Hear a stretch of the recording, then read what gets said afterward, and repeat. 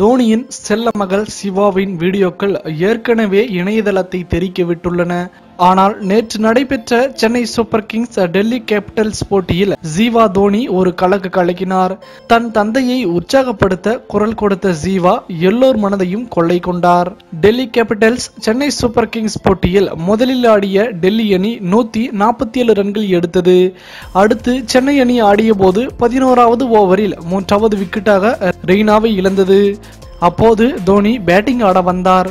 Dhoni batting ஆட களத்துக்குள் வந்தபோது டெல்லி மைதானத்தில் இருந்த ரசிகர்கள் பெரும் உற்சாக குரல் எழுப்பினர். அந்த உற்சாக குரல்களை எல்லாம் ஓரங்கட்டியது ஜீவாவின் உற்சாக குரல்.